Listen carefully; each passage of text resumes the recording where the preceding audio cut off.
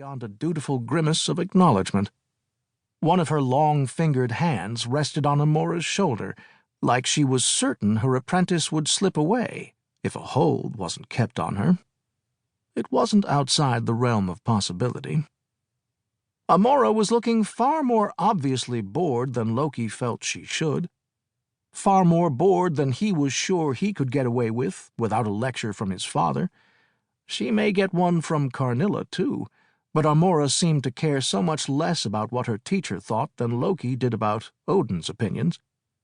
He wished he could afford not to care, not to feel like everything he did right or wrong was ticked off in a corresponding column and kept on file for the day Odin would name either him or Thor as the heir to the Asgardian crown. It would be so much easier if there were only one of him. Amora was the only student Karnilla had ever taken on, and the only magic wielder in Asgard powerful enough to take up the mantle of royal sorceress and queen of the Norns. Amora's power made her desired. Loki's power made him feel the need to keep it hidden. No one wanted a sorcerer for a king. The kings of Asgard were warriors. They wore their golden hair long and their armor polished, and their scars from battle casually on display like ostentatious accessories. Oh, this old thing?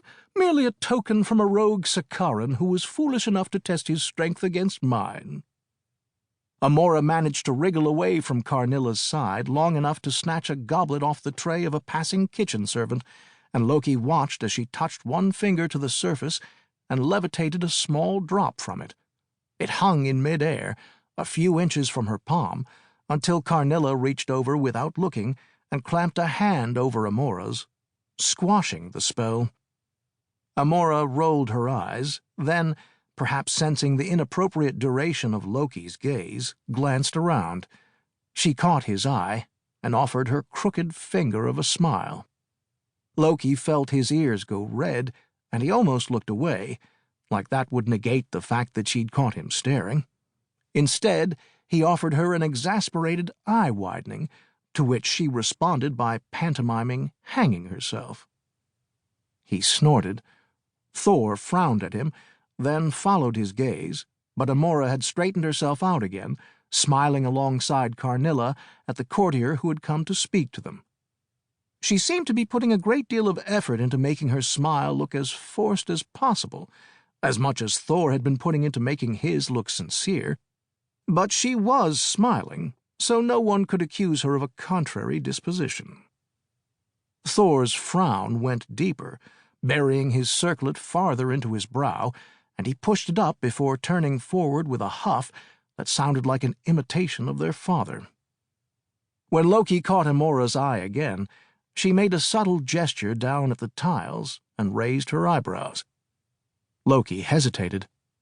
Carrying out the small spells she taught him at a dinner or in their classroom was one thing, but doing it at a state function was quite another. It would be harmless. Turning the tiles of the Great Hall pink had been his idea after all. But he had suggested it half in jest, hoping he would impress her with the boldness of the idea and creative use of spell-weaving without actually having to execute it. But Amora had to see everything through to the end. Everything that could be tried had to be, no matter the consequences. And there were always consequences, whether a whack on the back of the head from a wearied tutor or a private summons to Karnilla's chambers. Amora did it all anyway.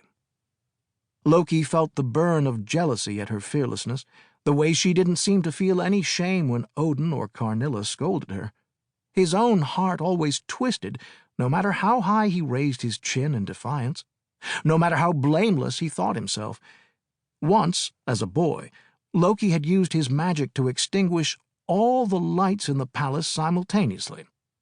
He was baffled when Odin had not been delighted and proud as he expected, but rather so enraged Loki had feared his father might strike him. Instead, Loki was sent to his chambers to sit in isolation, wriggling with a shame he didn't understand, before his mother finally came and explained that it would be best if he did not use the magic he could feel vibrating through his bones, but instead dedicated himself to becoming a warrior like his brother. It would be best.